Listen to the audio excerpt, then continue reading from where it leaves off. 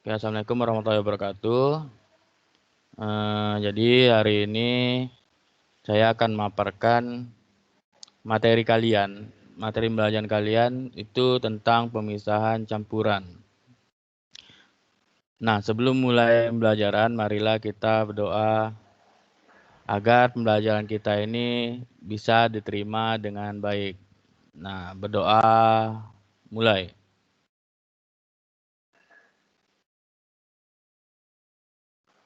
Doa selesai.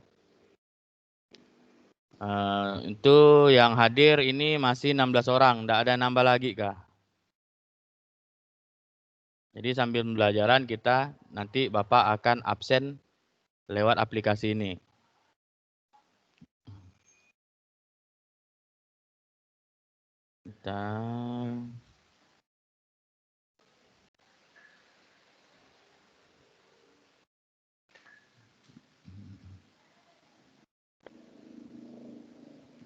Kita ini materinya.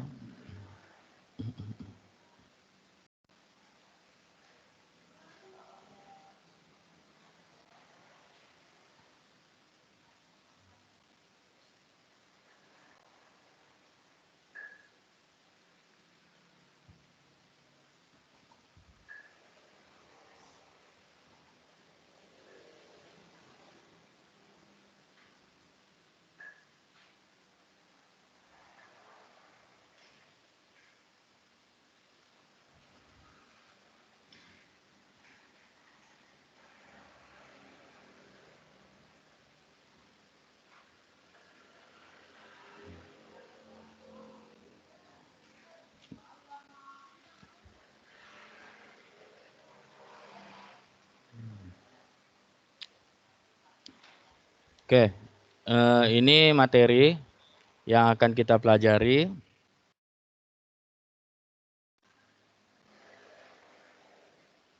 Nah, itu ada materi pemisahan campuran. Ya kan, tahu kan kalian pemisahan campuran? Nah, jadi kita mulai aja materinya. Tunggu dulu. Nah, ini sama dengan aplikasi yang kemarin sudah Bapak bagikan kan? Nah, ini tampilannya. Di mana di sini materinya. Ini materinya. Kemudian ada kuis di sini. Ini kuis. Jadi kalau kalian klik di sini ada tugas-tugasnya di situ. Ada kuisnya, ada pertanyaan. Silakan kalian isi. Nah, kemudian di sini ada absennya. Nah, ini absen pembelajaran. Kalau absen kita meeting hari ini, jadi absen meeting hari ini itu beda lagi. Nah, di sini ada petunjuknya. Nah, jadi kalau bingung gunakannya, silakan klik petunjuknya. Dia akan seperti ini. Nah, ini tampilannya. Jadi ada keterangan di sini. Materi di sini untuk mulai materi, kemudian di sini untuk mulai kuis, di sini untuk mengisi absen. Nah, di sini untuk halaman berikutnya, halaman sebelumnya, kemudian gambar rumah ini untuk kembali ke menu ini lagi. Nah, balik lagi dia. Jadi kita langsung ke materi. Nah, ada 3 submateri di situ, di mana ada tujuan pembelajaran. Kemudian materinya sendiri, misalnya campuran. Kemudian latihan soal. Nah, latihan soal. Jadi latihan soal ini beda dengan kuis tadi. Ini cuma latihan, kalau kuis tadi nilainya diambil. Nah, tujuan pembelajaran ini, melalui studi literasi. Studi literasi itu kalian bisa cari di buku atau melalui pembelajaran ini sendiri atau kalian cari di internet. Nah, itu literasi maksudnya. Nah, jadi melalui studi literasi, peserta didik dapat menjelaskan perbedaan berbagai metode pemisahan campuran dengan benar. Nah, kemudian yang kedua, setelah melakukan percobaan, peserta didik dapat melakukan penyelidikan untuk metode memisahkan campuran dengan benar. Jadi nanti kalian bisa, kalau kalian bingung ini misahkannya gimana? Ada campuran, mau misahkannya gimana?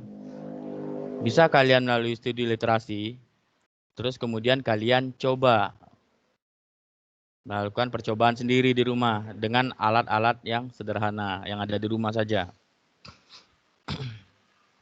Nah, kemudian campuran. Nah, kita kan belajar pemisahan campuran. Kemudian campuran itu apa? Ini ada di materi sebelumnya kalau kalian baca materinya. Nah, campuran adalah penggabungan dua atau lebih zat murni. Jadi zat murni digabungkan menjadi campuran, di mana dalam penggabungan ini zat-zat tersebut mempertahankan identitasnya masing-masing. Jadi dia walaupun dia udah bercampur, dia tetap kayak gula kalian campur air. Dia tetap ada rasa gulanya, manisnya. Kemudian zat cairnya, air itu bentuknya cair. Masih dalam bentuk cair. Kalian gabungkan. Nah, secara fisika baik campuran heterogen maupun homogen. Nah, campuran heterogen itu campuran yang kalau kalian campurkan masih nampak bedanya. Misalnya kalian campurkan pasir dengan air. Ya kan? Airnya masih nampak, pasirnya masih nampak. Itu contohnya. Maupun homogen, campuran homogen. Campuran homogen ini kalau dicampurkan dia tidak nampak. Ibaratnya kalian campurkan gula dengan air atau garam dengan air. Kalau udah kalian aduk itu tidak nampak garamnya. Atau misalnya sirup. Kalian punya sirup, kalian campurkan air, ya tidak nampak, tetap warnanya warna sirup. Itu namanya homogen. Dapat dibuat dan kemudian dipisahkan kembali. Nah, campuran-campuran yang udah kalian buat tadi, itu dapat dipisahkan kembali menjadi komponen-komponen murninya tanpa mengubah identitas dari setiap komponen. Jadi tetap, kalau kalian campurkan pasir dengan air, kemudian kalian pisahkan, ya tetap air ya air, pasir ya pasir. Nah, ada beberapa prinsip yang biasa dilakukan dalam proses pemisahan campuran. Beberapa prinsip pemisahan campuran tersebut didasarkan pada perbedaan sifat-sifat fisik zat penyusunnya. Di antaranya seperti wujud zat, ukuran partikel, titik leleh, titik didih, sifat magnetik, kelarutan, dan sebagainya. Jadi sifat-sifat fisika benda tersebutlah yang akan kita gunakan untuk memisahkan campuran itu tersebut. Oke, lanjut. Nah, ini ada beberapa metode yang umum. Jadi metode yang umum dan banyak digunakan dalam memisahkan campuran. Oke, sirama ya. Nah, yang pertama itu ada filtrasi atau penyaringan. Ini biasa kalian gunakan lah. Biasa kalian lakukan sehari-hari. Nah, kemudian sentrifugasi. Nanti kita jelaskan. Kemudian destilasi. Ada kromatografi. Dan ada sublimasi.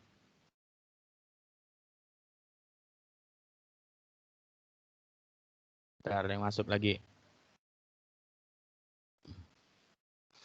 Nah,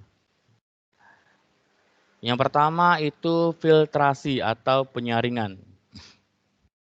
Nah, bisa kalian lihat sendiri di situ. Jadi metode pemisahan yang digunakan untuk memisahkan cairan dan padatan yang tidak larut. Jadi kalau misalnya ada padatan tidak larut dalam air, bisa kalian gunakan filtrasi. Nih. Jadi di sini ada corong penyaring. Jadi pakai corong ya. Ada kertas saringnya. Ya bebaslah kertas saring atau penyaring biasa. Nah, ini Erlenmeyer. Ini kalau misalnya di lab pakai Erlenmeyer. Nah, zat kalau kalian saring ada zat yang tertinggal. Jadi ada zat yang tertinggal di sini yang disaring. Ini namanya residu. Nah, zat yang lolos di sini, lolos dari penyaringan ini namanya filtrat. Jadi jangan terbalik-balik. Ya. Jadi kalau misalnya kalian saring, ada zat yang tertinggal di sini, di dalam penyaring yang ini dinamakan residu. Nah, kalau yang di bawah ini namanya filtrat. Oke. Kita lanjut. Ini gambar animasinya, cara melakukannya. Jadi kalian bisa lihat di aplikasi kalian. Kemudian sentrifugasi. Nah, jadi sentrifugasi ini juga memisahkan padatan. Cuman padatan yang sangat halus dengan jumlah campuran sedikit. Jadi kalau misalnya kalian ada air, ada kayak kotor-kotornya dikit. Nah, ini digunakan model sentrifugasi, metode sentrifugasi. Nah, di sini contohnya untuk memisahkan sel-sel darah merah dari plasmanya. Jadi sebenarnya darah itu sebenarnya padatan, cuman cair karena dia di dalam plasma darah. Nanti pelajaran itu nanti ada kelas 2. Nah, jadi lihat ini alatnya. Jadi zat tersebut dimasukkan ke dalam kayak tabung. Ini ada alatnya, alat sentrifugasi. Kemudian ini diputar dengan sangat cepat. Nah, jadi sama kayak ngaduk. Jadi nanti yang padatannya akan lari ke bawah. Tuh, itu prinsip kerjanya. Kemudian lanjut. Kemudian destilasi. Nah, destilasi merupakan proses pemisahan zat cair dari campurannya berdasarkan perbedaan titik didih zat yang bercampur, sehingga saat menguap setiap zat akan terpisah. Contohnya di sini memisahkan alkohol dengan air. Nah, ini ada rangkaian alat destilasi. Sebenarnya Anda harus pakai alat ini. Jadi prinsip kerjanya ini ada memisahkan zat itu dengan perbedaan titik didih. Jadi ada perbedaan titik didih di situ. Bentar.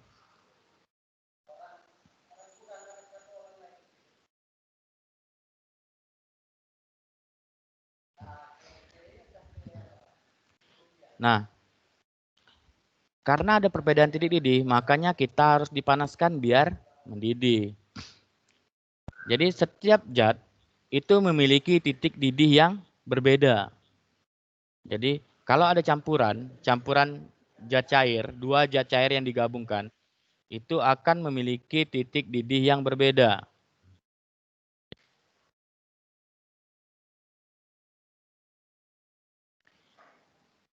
Nah, jadi nanti kalau jika dipanaskan, misalnya di sini kita isi alkohol dengan air. Karena alkohol dasarnya juga air kan. Alkohol itu titik didihnya itu lebih rendah daripada air, makanya alkohol menguapnya lebih cepat daripada air. Saat menguap di sini, jadi saat menguap alkoholnya, uapnya akan mengalir di sini. Nih, ini ada air keluar, air masuk, maksudnya di sini ini akan dikasih selang di sini. Jadi air masuk dengan air keluar itu fungsinya untuk mendinginkan area di sini.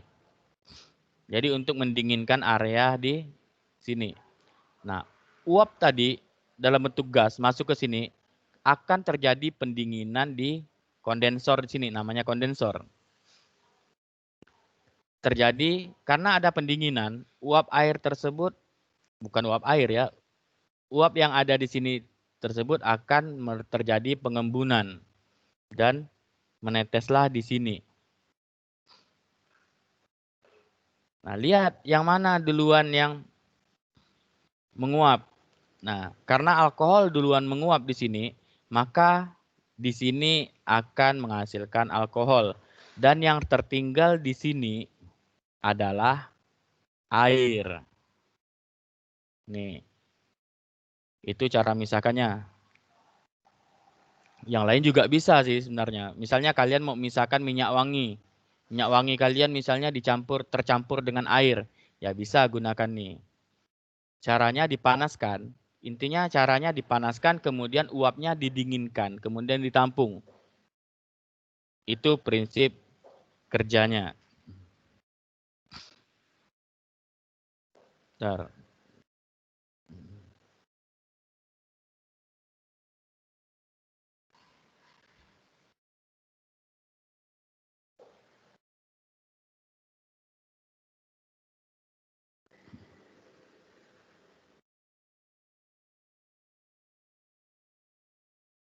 Ntar saya matikan dulu ininya, share-nya.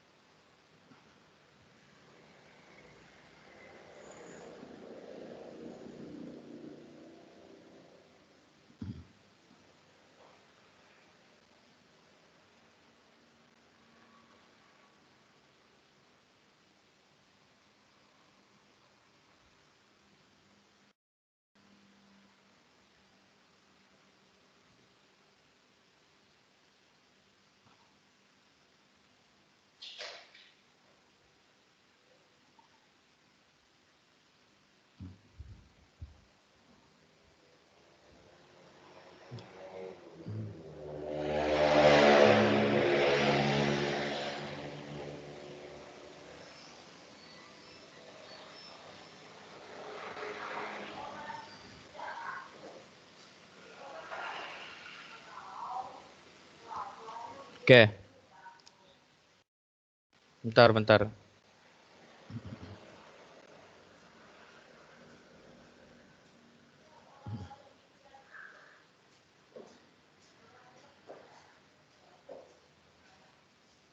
Oke, kita lanjut. Lanjut ke kromatografi. Nah,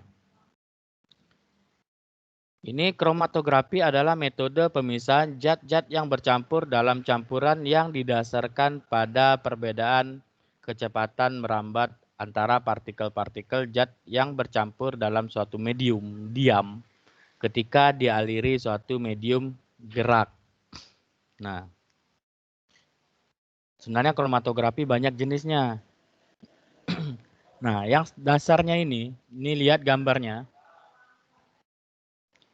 Jadi misalnya kalian punya misalkan warna tinta. Misalnya ada tinta hitam. Tinta hitam kalian mau pisahkan. Misalnya warna di dalam pewarna ini nih warnanya apa? Nah, dapat menggunakan kromatografi di sini. Jadi ada medium diam. Medium diam itu kita bisa menggunakan kertas saring atau tisu. Kemudian medium gerak. Medium gerak itu air. Jadi kertas dalam tisu kita kasih tinta, kita berikan tinta di situ atau pewarna dan ditaruh di dalam air, bukan tenggelam. Cuman dikasih air ujungnya. Nanti airnya merembes naik. Nah, tinta tersebut juga akan ikut memisah. Nih, ini gambarnya. Nih. Nah, ini spidol tinta. Nah, biasa kromatografi ini digunakan untuk mendeteksi pewarna makanan. Jadi, pewarna makanan yang misalnya ada makanan, jadi ada petugas, nanti petugas BP POM atau apa, ngambil makanannya, sampelnya, dicek warnanya. Dia menggunakan pewarna makanan atau pewarna pakaian atau bukan pewarna makanan. Jadi bisa dilihat menggunakan cara kromatografi. Oke. Jadi intinya kromatografi itu memisahkan campuran pada perbedaan kecepatan rambat. Karena setiap komponen tinta tersebut itu memiliki perbedaan kecepatan merambatnya. Kemudian lanjut. Nah, sublimasi.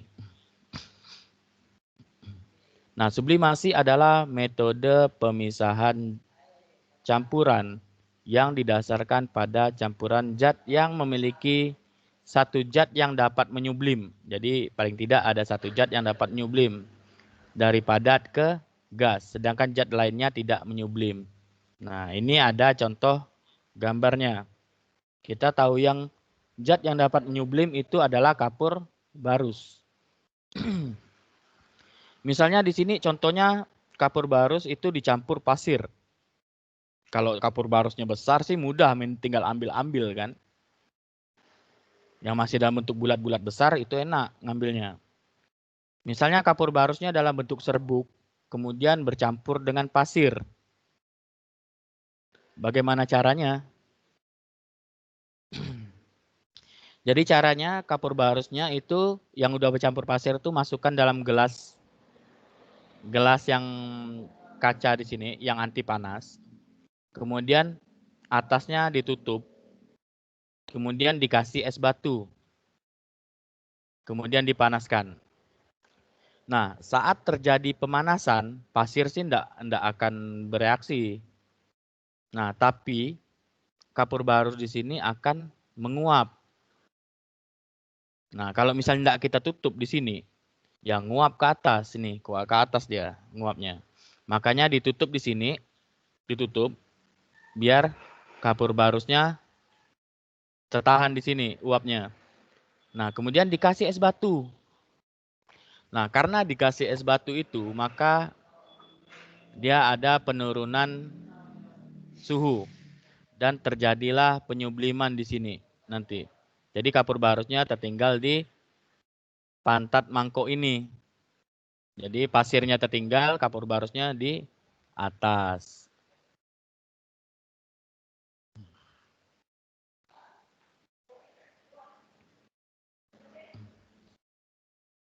Kemudian lanjut lagi. Nah, ini ada latihan soal.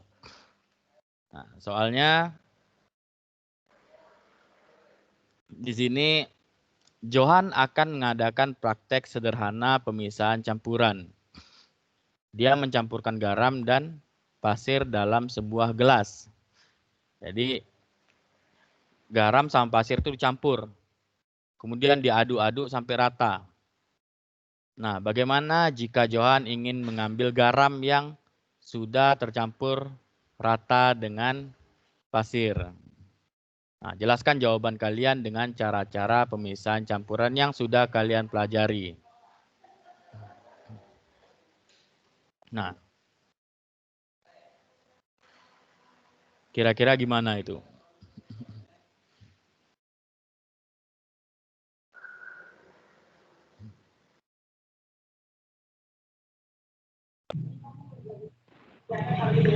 Filtrasi. Nah, filtrasinya gimana? Oke, ini saya matikan share screen-nya dulu. Nah,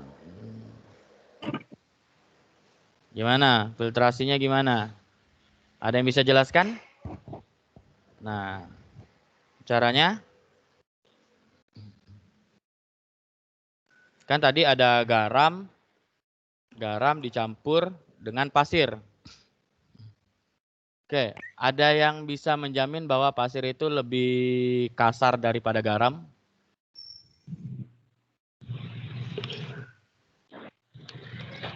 Ada yang bisa menjelaskan caranya?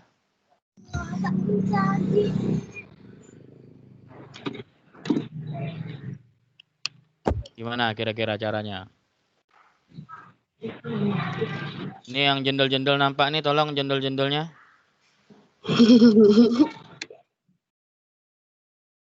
Gimana?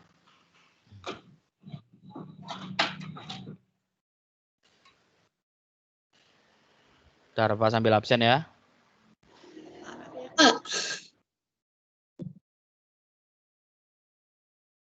Oke. Jadi gini, ini konsep yang dari Bapak. Jadi tugas kalian nanti membuktikan atau kalian punya metode lain yang bisa memisahkan campuran garam dengan pasir tadi. Jadi ini dari Bapak. Kan pasir tadi udah dicampur dengan garam, ya kan? Nah, kita tahu bahwa garam itu larut dalam air, ya kan? Nah, garam larut dalam air. Ya, kenapa enggak kita aduk dalam air saja dulu? Ya enggak? Jadi garamnya kita larutkan dalam air, pasir kan enggak larut dalam air. Baru kita saring. Nah, sudah kita saring, kita dapat air garam. Ya kan? Udah dapat air garamnya. Terus ngambil garamnya gimana? Nah, garamnya tinggal kita panaskan. Karena orang buat garam ya juga sama, dipanaskan kan. Nah, itu air garam. Jadi garamnya dipanaskan lagi sampai nanti dapat garam lagi, malah lebih bersih. Nah, itu. Jadi nanti tugas kalian lakukan percobaan ini di rumah. Atau mungkin kalian punya metode lain yang lebih tepat. Nah, itu. Jadi metodenya silakan kalian gunakan. Nah, kemudian tugas selanjutnya nanti tadi lah hilang sebentar.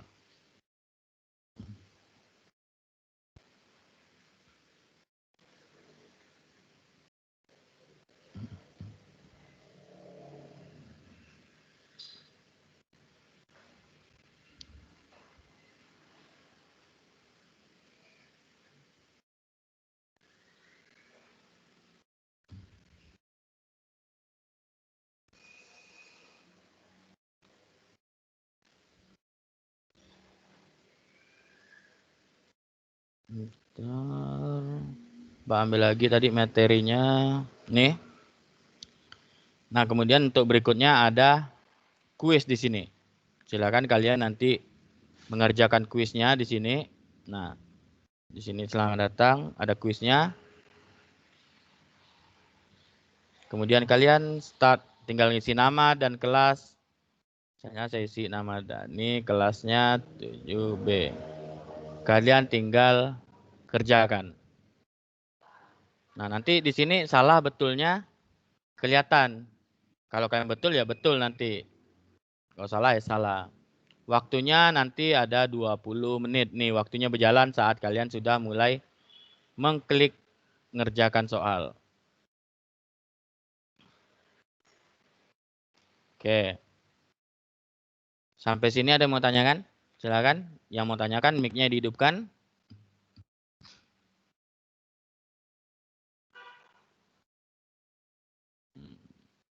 Sudah. Jadi saya rasa kalian sudah paham. Nanti pembelajarannya kita lanjutkan. Setelah ini kita lanjut ke WhatsApp aja ya. Nah, jadi pembelajaran hari ini Bapak cukupkan. Bapak ucapkan Assalamualaikum warahmatullahi wabarakatuh. Waalaikumsalam warahmatullahi wabarakatuh.